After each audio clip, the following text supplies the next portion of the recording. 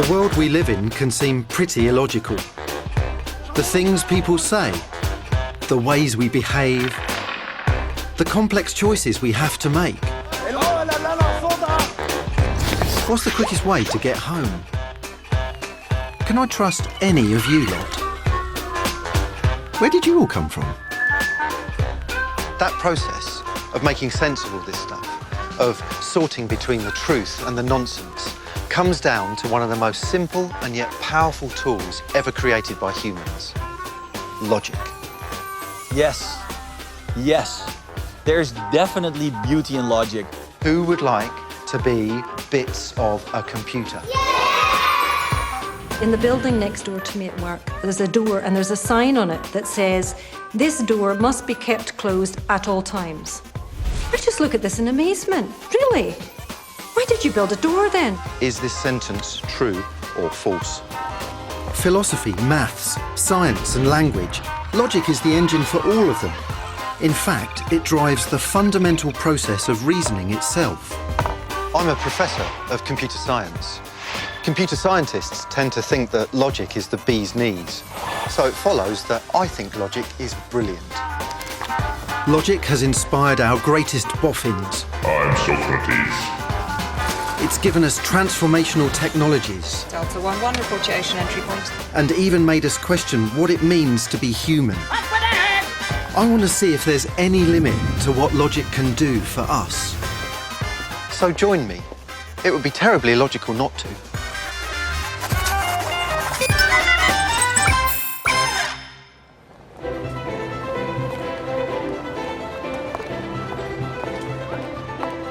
Logic is right at the heart of what I do.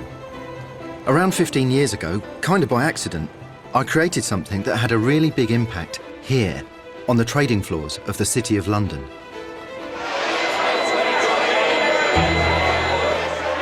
It was a computer program I called Zip, and it used logic to replicate this. A centuries-old tradition of human traders, supposedly vested with very special skills, crammed into rooms, shouting at each other. It's ever so simple. Just a few logical inferences, decisions, and a little bit of maths. It learns from its trading successes and failures. Its aim is to trade as profitably as possible in a fast-moving market where levels of supply and demand are shifting rapidly. It turned out that Zip, built squarely on logic, was impressively proficient at this trading lark. In fact, today, in many markets, billions or trillions of dollars worth of deals go through with no human intervention at all, which is kind of mind-boggling. Every day, computer programs, on their own, do deals that determine the cost of everything from our fuel and food to the worth of our pensions. It's pretty important stuff. And every day, scientists like me earn a living using logic to find solutions to all kinds of other real-world challenges. So why am I not as rich as Bill Gates? Well, I gave away the Zip software for free, and looking back, that was probably not my most logical move.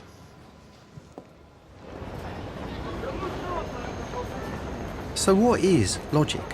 What does being logical even mean? A pint of lager, please. Well, all you need to explain it are three logicians and a boozer.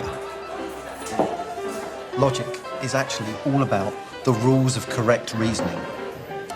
Let me tell you a joke. Three logicians walk into a bar. The barman says, "Gents, would you three like a beer?" and the first logician says, "I don't know." the second logician says, "I don't know." And then the third logician says, Yes, we would all like a beer. OK, so it's not exactly a side-splitting, laugh-out-loud gag, more of a chortle for nerds. But what went on there? Well, forgive me, I'm going to analyse that joke to death. Remember, the barman's question was, would all three of you like a beer? The key here is the all three bit. If any one of those logicians doesn't want a beer, then he'd be able to answer no. That's because if one doesn't want a beer, they don't all want one.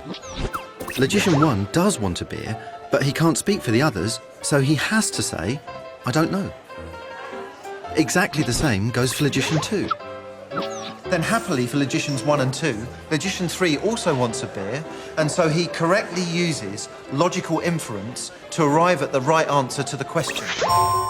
Yes. Yes, we would all like a beer. At last, Logician 3 ends the torment because he can speak for everyone.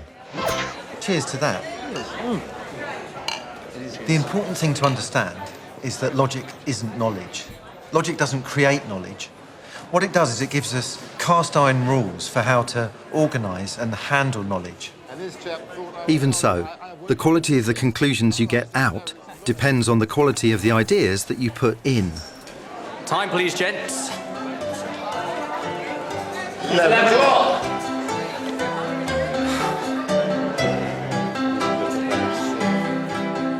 It would be a funny old world if we followed the rules of logic all the time.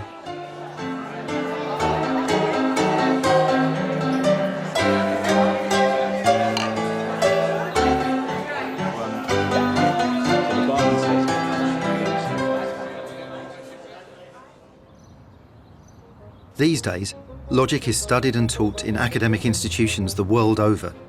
Its history stretches back 2,500 years to the age of the Greek philosopher Aristotle. He created the first formal rules of logic that would govern good reasoning, clear thought, and reliable argument. Aristotle's most famous logical tool is the syllogism. A syllogism is a certain simple kind of argument consisting of 3 propositions, and the first 2 propositions are the premises, the things that we take for granted in the argument.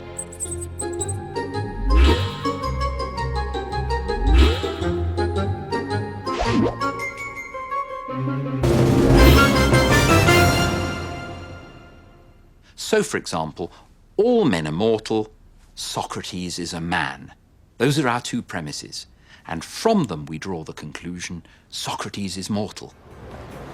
Aristotle's example is good logical reasoning. First, we take one premise, or thing we know. All men are mortal. Yes, indeed. I'm Socrates. Then, pair it with a second one. I am a man. Then we figure out, or infer, that, alas, Socrates is mortal. That makes me sad. If your premises are reliable and you follow Aristotle's rules, you get answers that are reliable too. But Aristotle's theory of the syllogism can deal with more complicated arguments that don't just have all in them, but some in them, and not. Take all these into account, and you find there are lots of ways to make a syllogism. So if you multiply that up, you find that there are 256 kinds of syllogism. And Aristotle identified 19 of these as being logically valid, so that if the premises are true, the conclusion has to be true as well. And all the others of those 256 forms, you can have true premises but a false conclusion. So arguing in that way is fallacious. Those kinds of syllogisms are fallacies. It's the old logical fallacy. All cats have 4 legs. My dog has 4 legs. Therefore, my dog is a cat. He's suffering from politicians' logic. This is just one of Aristotle's fallacies. It looks similar to good logic. The premises are both true, but the way they're organised means the reasoning is completely backwards, and the conclusion bonkers. Something must be done. This is something, therefore we must do it. But doing the wrong thing is worse than doing nothing. Doing anything is worse than doing nothing.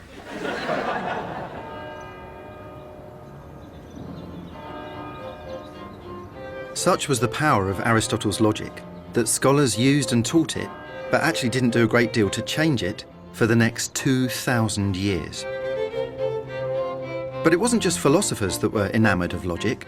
By the 19th century, the public had fallen for it too. For this, our thanks must chiefly go to a mathematician who spent most of his life working at Christ Church in Oxford. Charles Dodson. He's much better known by his pen name, Lewis Carroll. The mathematics books were mainly under his real name, Charles Lutwidge Dodson, but he chose to use his pen name, Lewis Carroll, for the game of logic and symbolic logic, clearly to give it a wider audience.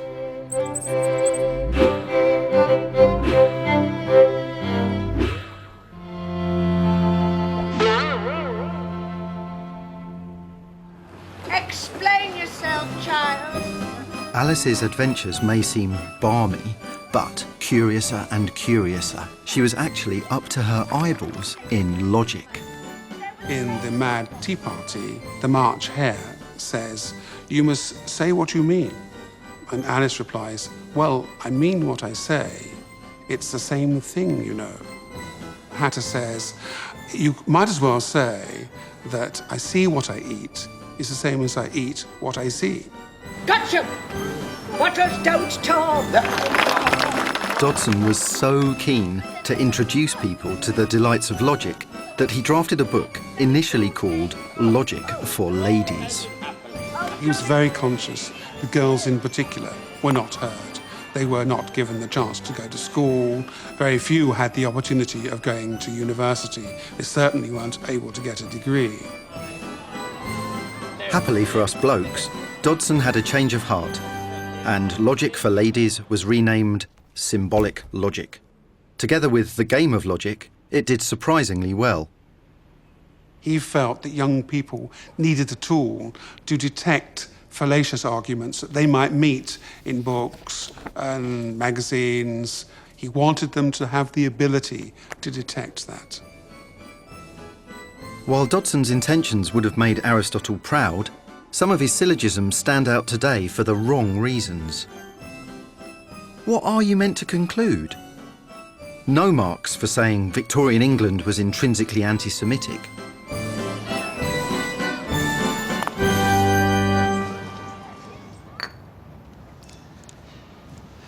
I think Dodson would have wholeheartedly approved of today's most popular logic game, Sudoku.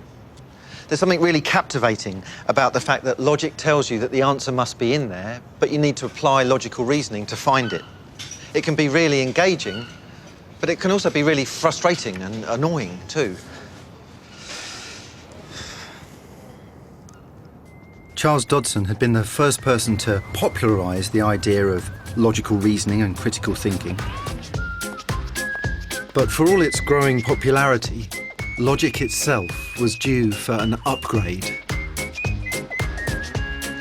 In 1847, this groundbreaking book was published.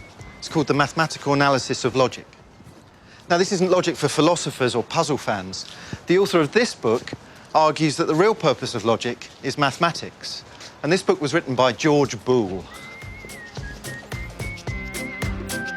Born into a poor family in Lincoln, Boole mastered mathematics at a fantastically young age. And by 20, he'd opened his own school. Boole's big idea was that logic was actually closer to mathematics than philosophy. All you needed to do was change the words in a logical argument to symbols, and then it could be solved just like an equation. He called it his calculus of reasoning.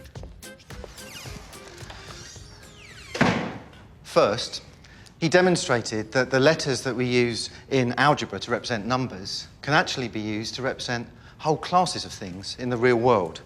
So, for instance, we might have the class X of things that are fluffy and the class Y of things that bark.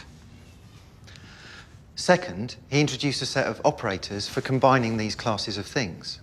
The three most important ones are and, or, and not, and they're known as Boolean operators in his honour. So if we redraw our classes so that they overlap, the bit in the middle, that's things that are fluffy and bark, X and Y. If we look at the whole area of the two circles, well, that's things that are either fluffy or they bark, so that's X or Y. And finally, if we think about the area outside, well, they're neither fluffy nor barking, so that's not X and not Y, things that aren't fluffy and don't bark, like me. Boole's new mathematical logic reduces any logical problem to symbols that can be combined in new ways. And there was one final and crucial innovation. In Boole's new mathematical logic, everything's either in or out. Statements are either true or false. Everything's either a 1 or a 0. For example, if I were to ask my dog Floss, "Are you fluffy?" and "Do you bark?" she would have to bark yes. Taking 1 to mean yes and 0 to mean no, with Boole we get this. It was an entirely new form of logical reasoning. Seemingly anything could be boiled down to symbols and just 2 numbers. And it's in my field that Boole's vision would prove transformative. Almost a century after his death, his logic would become the language of computing. My logical hero has to be George Boole. Boolean logic is so simple, yet so fundamental to explaining our world. And even the world today, which is full of complex systems that he could never have imagined. And Boolean logic allows us to reason about them.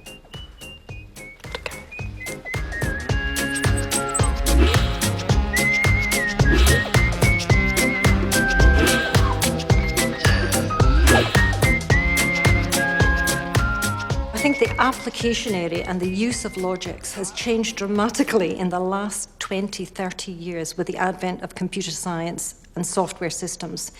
Because fundamentally, these systems are about zeros and ones, entities that map onto truth and falsity. And what I think is just absolutely brilliant is that we go back to lots of the logical ideas invented and conceived over 100 years ago, before anyone imagined the systems that they'd be applicable to. Boole never knew it, but thanks to him, all computers today process their information as binary digits or bits. With binary, any number can be represented by combinations of 1s and 0s. I'm going to do an experiment. Come on in. So the cool thing about binary numbers is that they're really easy for computers to manipulate, to add or subtract or multiply or divide or to compare to each other. In fact, anytime you see a computer doing anything, whether it's adding 2 numbers together or computing stock market derivatives, inside it's using Boolean logic to do just that. I want to demonstrate how Boole's logic can be used for computing. At their simplest, computers work by passing bits of information, 1s and 0s, through a circuit, like the one that we're building here. The most important parts are the junctions where the bits of information are combined and passed on. These are called Boolean logic gates, and the way you order them determines exactly what the circuit can do. From simple addition to calculations that we could never do in our own heads, they can all be worked out with something like this. I'm going to use these guys and some very simple logic gates, and, not, and or, and a circuit that we've got out there in the school hall. And what this circuit's going to do is to add together 2 numbers to come up with one answer. Who would like to be bits of a computer? Come on up, and I'll give you out your shirts, OK? This one is a number 1, which is for Ishmael. Where's Ishmael? Well, hey, they're not just pretending, they will be a computer. Charlie T, thank you very much for being an AND gate. Normally, of course, computers work on electric currents. Our computer will be powered by kids, who will pass on their 1s and 0s by either tagging the next kid in line for a 1 or not tagging them for 0.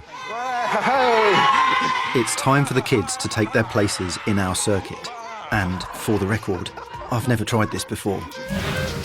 OK, some of you are being AND gates. Do you remember what an AND gate has to do? The rule for ANDs is they only get a 1 to pass on if they're tagged on both shoulders. So now some of you are being OR gates. ORs pass on 1 if they're tagged on one or both shoulders. Some of you are being NOT gates. NOTs are different. They get a 1 to pass on if they're not tagged. Numbers, you are the most important thing because the whole circuit is about processing numbers. We're going to put these 4 bits into the circuit, which arranged like this represent 2 and 3. Off you go. The bits of information have been inputted. They're relayed on by the first set of kids. If they're following their rules, only some should be carrying ones, while others won't. At each gate, the bits are combined and passed on. They're nearly there. At last, the output numbers are either tagged or not. So, we've got a 1, a 0 and a 1. A 4 and a 1, and that makes 5. And the numbers we added at the start were a 3 and a 2. So a 3 and a 2 moving through this circuit with all of you just doing very simple things, being and or not, ended up at a 5 this end. So you have calculated the right number.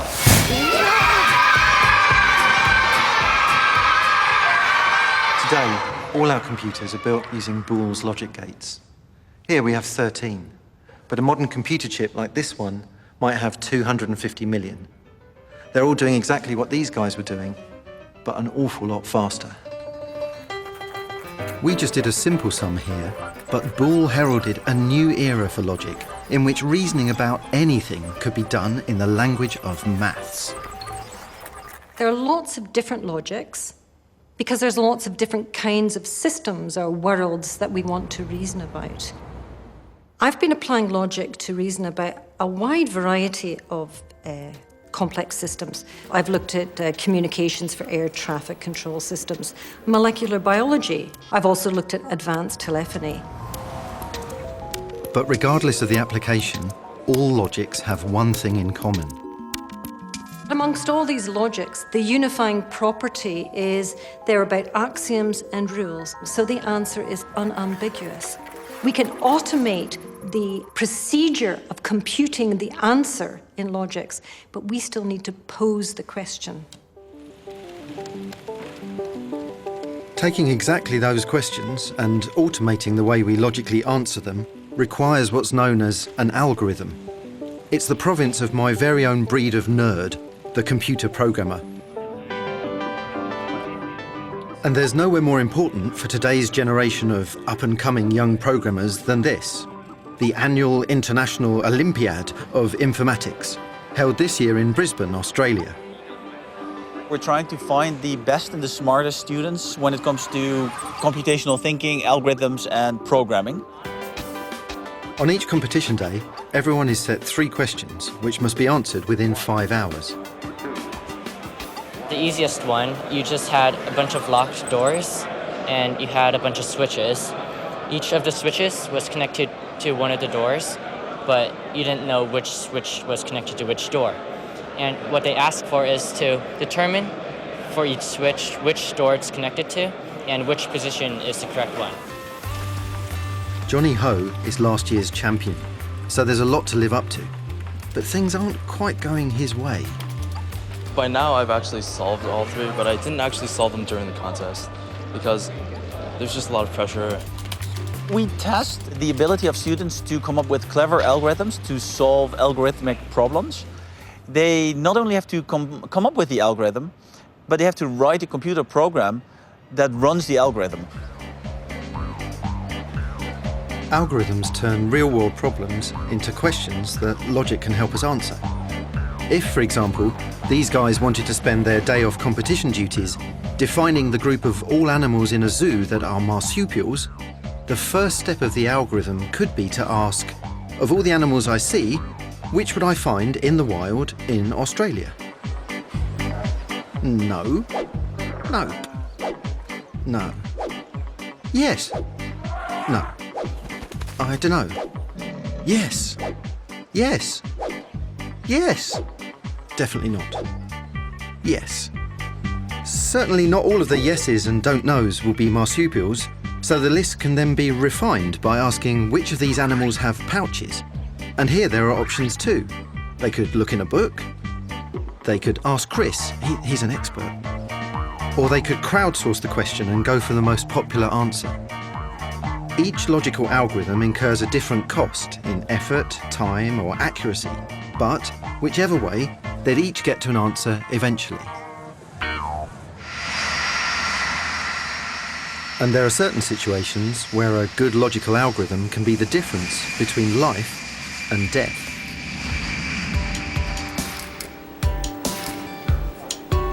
This is the NATS Control Centre in Swanwick, southeast England. At any one time, around 100 air traffic controllers are responsible for 200,000 square miles of airspace over the UK. Delta 1-1, report your ocean entry point. Delta 1. Landing over 2 million flights a year, it's perhaps surprising that until very recently, these folk did their job using brain power alone. But that's all changing. New automated algorithms have started to take on some of that responsibility for guiding the planes in our skies.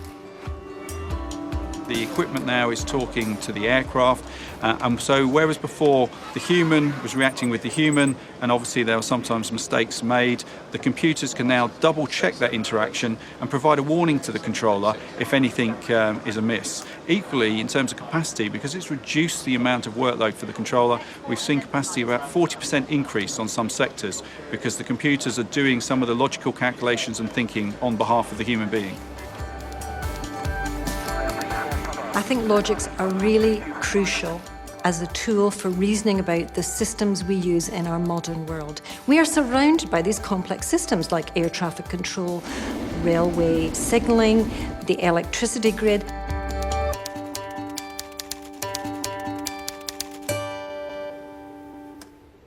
I think it's really important that we raise the next generation of users of these systems so that they know it's not magic. They also know that they have the tools of logic to understand and reason about the systems that they depend on crucially every single day of their lives. Back at the International Olympiad of Informatics, it's day 2 of the contest. The judges are looking for programs to do logic that aren't just right, they have to be fast. So if you have an algorithm that is technically correct, but it would take 100 million years to run, then you would score no points. If you have an algorithm that solves the same problem and runs in, say, 5 seconds, then you can score much higher points. I think the simpler an argument is, the more beautiful it is. So if it can be expressed in perhaps just 10 words, that argument would be pretty neat. Competition has finished. Thank you very much for your patience. It's an anxious wait for the final ranking. I think this competition is, in all its geeky glory, an amazing event.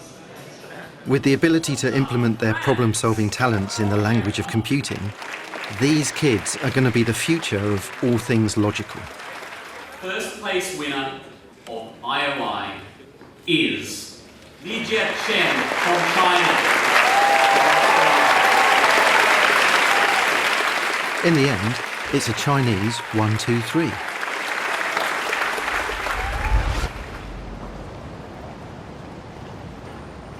It's lucky the Brisbane competitors didn't have this problem to solve. It's one that no logical algorithm can cope with. All I want to know is, what do you think? Is this sentence true or false? Is it true or false? You can have this if it's false. The point is, if the sentence is false, then it's true, but if it's true, then it must be false. It's a paradox. But if it's false, it's true. My sign is inspired by the first known logical paradox from around 600 BC by the Cretan Epimenides of Knossos. Well, if you read the sentence that this sentence is false, as its true meaning, then yes, it is false. Epimenides wrote, "All Cretans are liars." But he was a Cretan, so was he lying? If so, then all Cretans aren't liars, in which case he would be telling the truth. Statement, isn't it?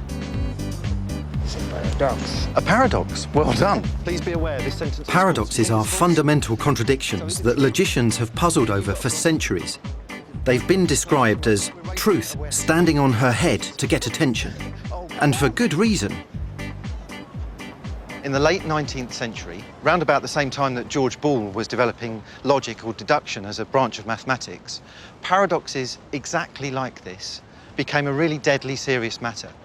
In fact, they came to threaten the very foundation of mathematics itself.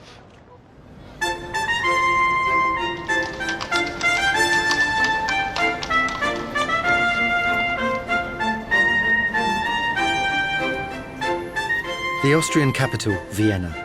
renowned for its music, elegance, legendary cafes, and exquisite cakes. But at the turn of the 20th century, it was also the place to be if you were interested in logic. Despite its grace and gentility, Vienna can lay justifiable claim, perhaps more than any other city, to being the birthplace of the modern. For it was here, in art, design, philosophy, science and psychology, that people most boldly challenged the tired conventions and assumptions of the 19th century. But what was modern? Was it about replacing religion and tradition with logical empiricism and pure reason?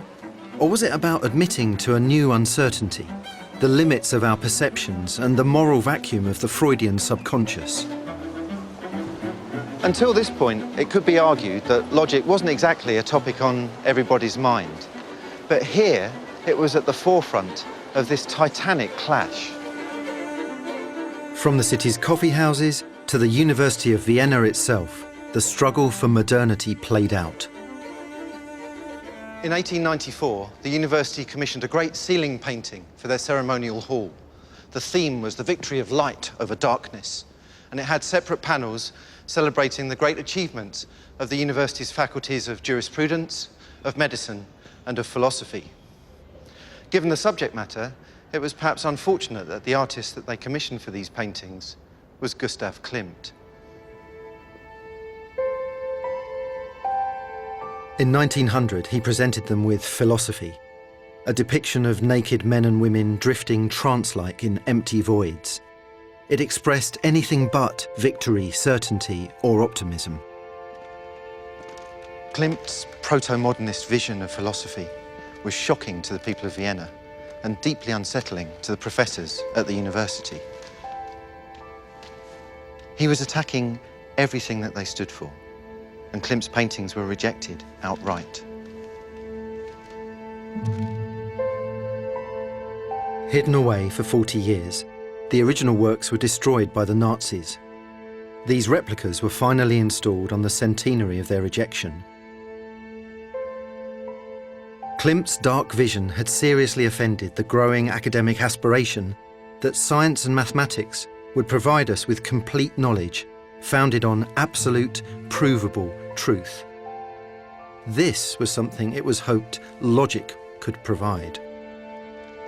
In mathematics, this problem of definitive truth, of certainty, had recently become all too real.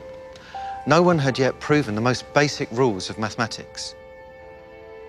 Those rules might say that 1 + 2 = 3, but without proof that they will never lead to a contradiction, you can never say for sure that 1 + 2 might not also equal 20, or anything else for that matter. In the grip of uncertainty, a logic fever took hold. Boole's logic had already been adopted by the greatest logicians of the day, but there was a problem. His method was simply insufficient to describe all of maths. The race was on for a new and more complex logic. Over 20 years earlier, a German mathematician called Gottlob Frege had studied exactly this problem. And Frege's work ensured that logic was up to this search for certainty, which was unfolding right here. If I had it in my power, It was in Jena, Germany, in the late 19th century, that Gottlob Frege opened a new chapter in the story of logic. For him, there should be nothing, whether numbers or ideas, that could not be described and analysed using his new logical quantifiers. everybody loves somebody. So, with his new mathematical logic, he could express ideas like, everybody loves Frege, everybody loves somebody, there is somebody whom everybody loves, there is somebody whom no one loves. And, alas, there is somebody whom Frege does not love. That somebody who Frege probably did not love was British philosopher Bertrand Russell, who independently was engaged in pretty much exactly the same project, using logic to firm up the foundations of mathematics. In 1902, Frege was just days from publishing the second volume of his magnum opus on logic when he received a letter from Russell. And it was the kind of letter that any logician dreads receiving. Russell had spotted a big problem. Both men's logic relied on consistently describing sets of things. You can have the set of all even numbers, or for that matter, the set of all mums, or the set of all dogs. Almost all sets aren't members of themselves. The set of dogs isn't itself a dog. So if you take the dog set and bundle it up together with all the other ones like it, you get the set containing all sets that are not members of themselves. But this is the set of all sets that don't contain themselves, and it doesn't contain itself. So this set should include itself. But then, if it does, then this is no longer the set of all sets that don't contain themselves, so it can't be part of itself. It's one of those logical paradoxes. Frege immediately wrote back to Russell. Dear colleague, your discovery of the contradiction has surprised me beyond words. And, I should almost like to say, left me thunderstruck, because it has rocked the ground on which I meant to build arithmetic. Your discovery is at any rate a very remarkable one, and it may perhaps lead to a great advance in logic, undesirable as it may seem at first sight. Russell now took on Frege's project with an even greater zeal, to develop an even more outrageously complex logic that would get round this problem with sets, and so be free of paradox.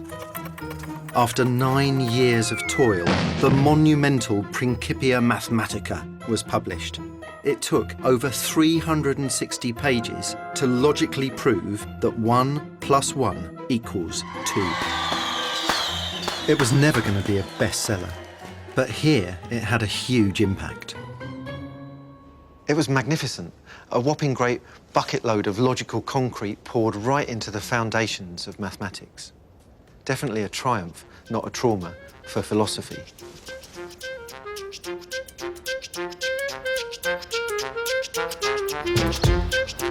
But the final word on logic would not come from Bertrand Russell. It was here that project came to a dramatic conclusion, centred on a group of thinkers called the Vienna Circle. They were firmly pro-logic. For them, Russell's Principia Mathematica was manna from heaven. The Vienna Circle had people who inspired them. They were their idols. One was Albert Einstein. One was Bertrand Russell. And these were the most prominent scientists of the day.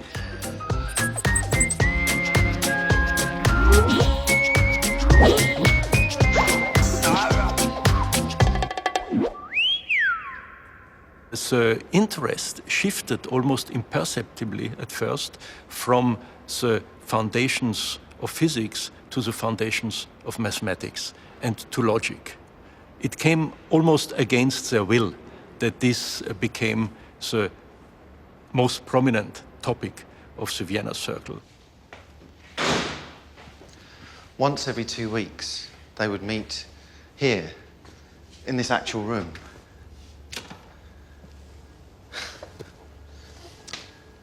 It's now a working physics lab. But when they met here, they had one aim, and that was to purge philosophy of anything that was neither directly observable through scientific experiment or derivable through the laws of logic. This logical analysis of the meaning was the essential first step, and therefore it was forbidden to talk about such concepts like God, for instance, or metaphysical statements about the thing in itself or whatever, because you could never find a sentence that could be verified in a scientific way. In fact, the Vienna Circle loathed the idea of metaphysics so much that when they met here, Rudolf Carnap, a former student of Frege's, appointed someone to shout M during their discussions at the hint of any illegitimate sentence. M stands for metaphysics. M! It's the logician's way of saying bollocks. Now, the thing is, he was saying M so much... M! ...that they got sick of it. Instead, they had him shout non-M any time that someone actually said something that was legitimate. Nicht M! Despite the purity of their logical methods, the problem of uncertainty that had plagued logic likewise stalked the Vienna Circle. Something that may have also imprinted this young generation of Austrian scientists was a scandal that happened in 1913 when it was discovered that the head practically of the counter-espionage service was a spy. And you see, the task of a counter-spy service is actually to make sure that there are no spies around. But what happens when the head of that organization is a spy himself? This is a fundamental uncertainty. Yes, the Secret Service can work very well, but can you be sure that the Secret Service is not infected? And something similar is happening in mathematics. You make sure that there exist no contradictions. You build up big walls against uncertainty or so. But maybe within these big walls, there is a contradiction sitting. Contradiction bothered one man more than most, Kurt Gödel. Kurt Gödel was the most reclusive member of the Vienna Circle. He'd had the finest logical training that you could imagine. It was in one of Vienna's famed coffee houses in August 1930 that 24-year-old Gödel first revealed a discovery that would end forever the logical quest that Frege, Russell and the like had set themselves. Gödel was one of the few who definitely had read all of Russell's Principia. He knew that for any logical system to be the foundation of mathematics, it had to be both complete and consistent. Gödel told Carnap that by studying the Principia, he had come to the conclusion that in any logical system, you could either be consistent or complete, but you couldn't have both at the same time. In Russell's masterpiece, Gödel had discovered a contradiction that became known as incompleteness. This means that in mathematical logic, there are going to be some truths which, although true, can never be proven to be so. This result of Kurt Gödel about the limitations of mathematics and logics was a terrible blow to the optimism of the Vienna Circle, and some of the members took a long time to come to grips with it. The grand search for absolute, provable truth had hit the buffers. By the mid-1930s, the Vienna Circle was over. The rise of fascism and the looming threat of war meant its members fled, were expelled, or killed. Kurt Gödel left Vienna for Princeton, where his own search for certainty also came to a tragic end. Gödel became convinced that someone might try to poison him. The only person he would trust to cook and indeed to taste his food was his wife. And when she fell ill and was hospitalized, he starved. He literally reasoned himself to death.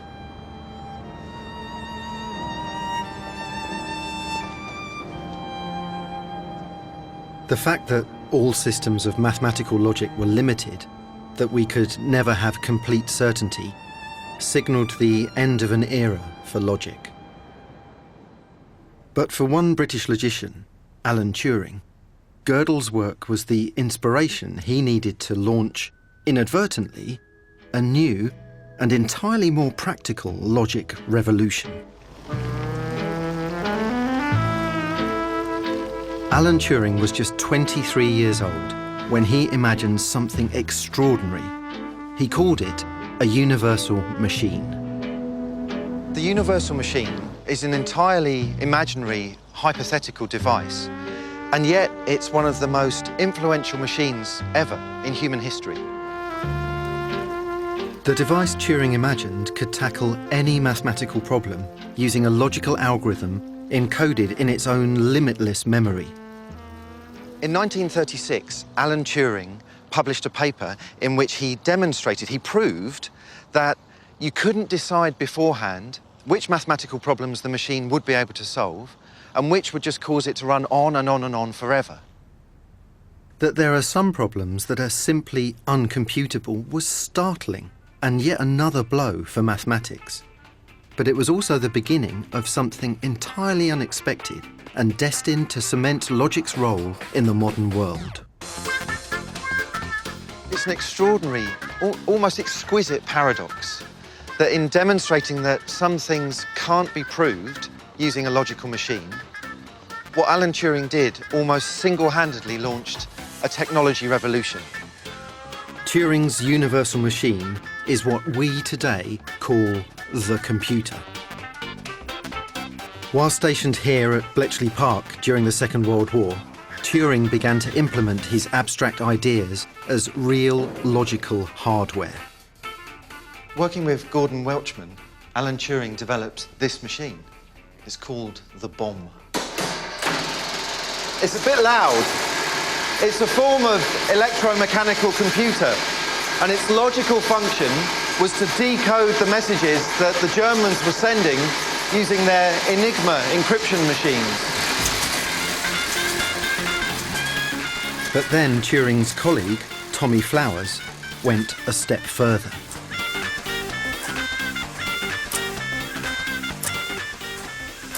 This is Colossus. It was built to crack another German encryption machine called the Lorenz. And for the men and women who built and operated it, it was an astonishing achievement. It shortened the war. But I think it's special for another reason. You see, this is the world's first programmable electronic computer. It uses digital information, binary, the streams of ones and zeros that are in all modern computers.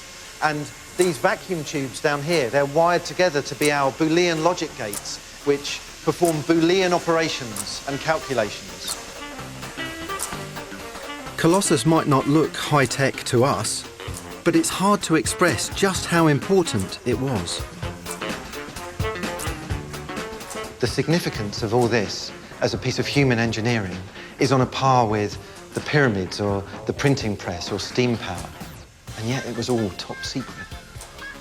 All these developments of electronic programmable computers here at Bletchley Park were classified, and the details were only declassified in the late 1970s.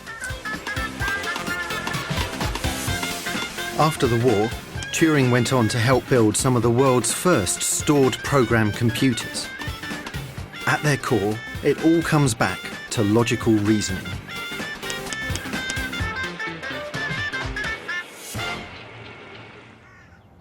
Think about this.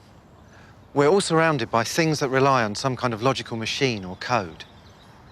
The failure of logic to deliver foundational answers for mathematics nonetheless gave rise to one of the most significant achievements in all of science and engineering.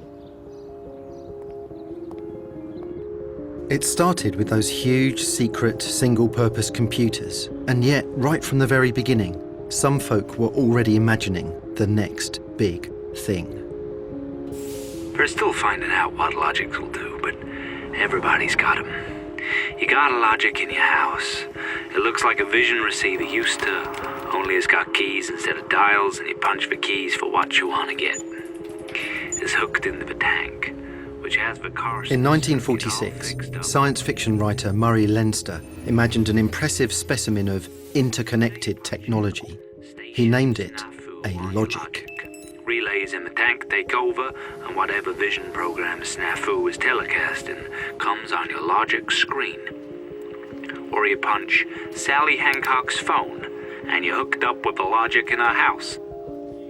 Also, it does math for you and keeps books and acts as a consultant, chemist, physicist, astronomer, and tea leaf reader, with an advice to lovelorn thrown in.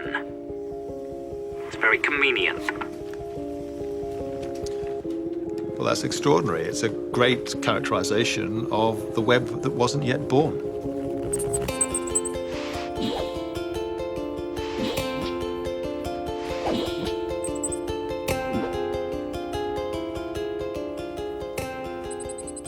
digital world we live in, the computers that surround us, at their base are running Boolean logic. I mean, they're running actually electrical currents. Ones and zeros are the product of those electrical currents.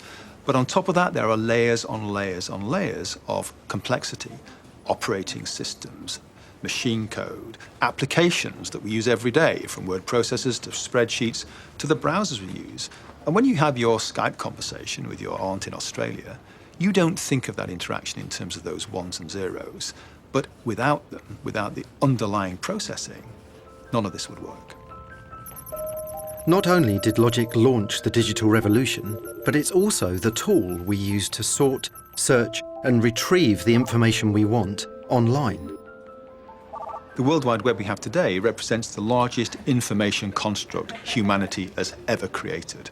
It's 20 years old, barely, and yet we have billions and billions of pages encapsulating knowledge and information from all of human culture and all of human history. The challenge is to organize this massive information, this complexity, and logic gives us some of the perfect tools to do that.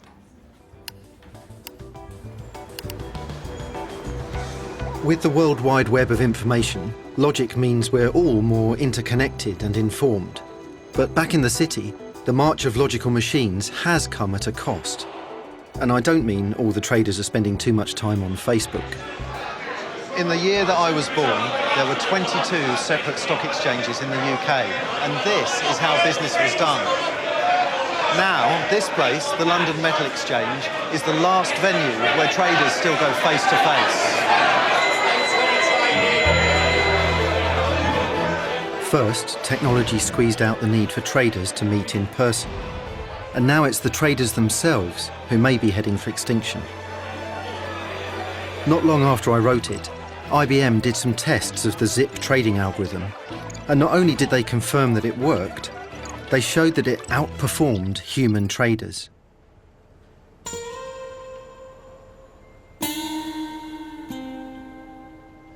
When it comes to pure logical reasoning, the computers tend to beat us, hands down.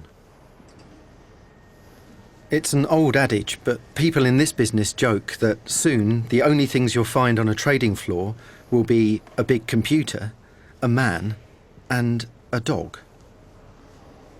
The big computer's there to do all the trading. The dog's there to make sure that no one touches the computer. And the man's job? On the trading floor of the future, the man's job is to feed the dog.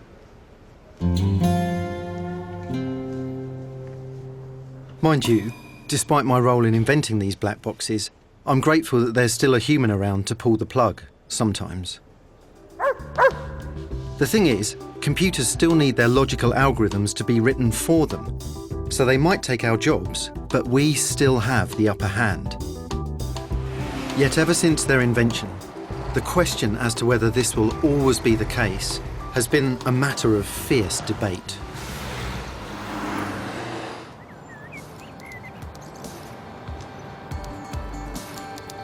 When the digital revolution was in its infancy, the possibility of computers developing human-like intelligence was the hottest topic in town. Could a machine ever think, using the rules of logic alone? Or is there more to us than that? In 1950, Alan Turing published another visionary essay. In it, he predicted that by the end of the century, a computer would be able to converse with a human, and the human wouldn't know the difference. In trying to achieve this, people in my field have created some truly amazing computing machines. This is my university's supercomputer. And although it's bigger and noisier than Colossus, for every one Lorenz cipher that machine could solve, this can solve over 2 million. It takes up the whole room. Machines like this are the workhorses of today's data-centric research. All the switches, wires and logic gates have long since disappeared under the hood, meaning that for TV, we have a habit of trying to pretend that this doesn't all look like a load of, well, cupboards. Or a laundrette.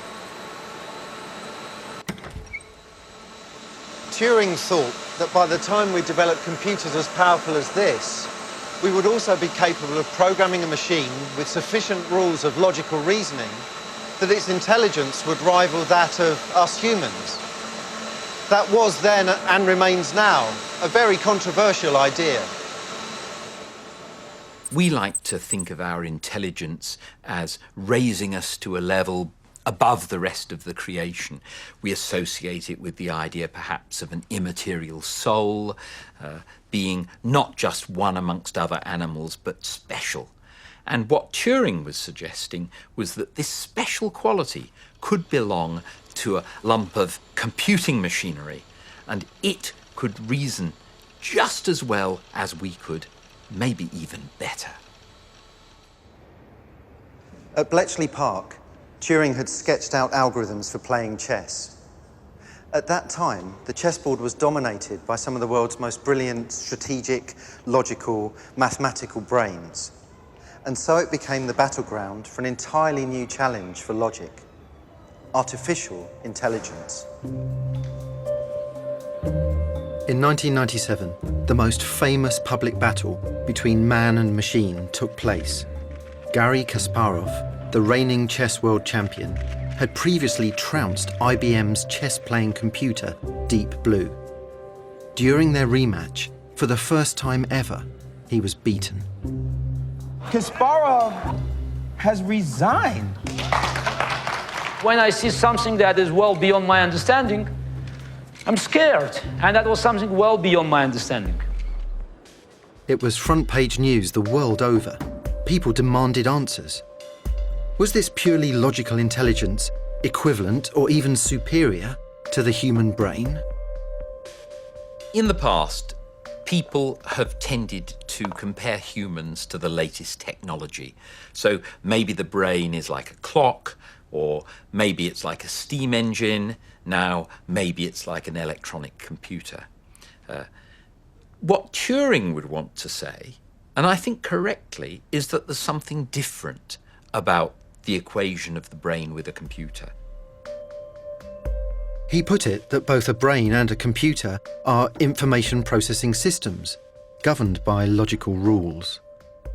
In theory, there should be logical rules out there that would capture the way we think. This was a very big idea, with profound, even troubling implications. If we knew those rules, then one day, theoretically, we could code a logical rendering of ourselves into a computer. All we'd need to reproduce all of human thought is logic. My view is that there remain uniquely human characteristics, arguably the best ones, like altruism or creativity or love, that computers aren't even close to having programmed within their repertoire of logical reasoning. No one has yet created a logical machine that's just like us, and arguably that could take a very, very long time, if indeed it's possible at all. And yet, surely we should marvel at what we have achieved with logic. Remember, we created the rules of logic to pin down the truth and certainty that would otherwise so easily evade us. We harness logic in machines, and in doing so, we place the power of pure reason at our fingertips. Mind you, I'm still no good at Sudoku.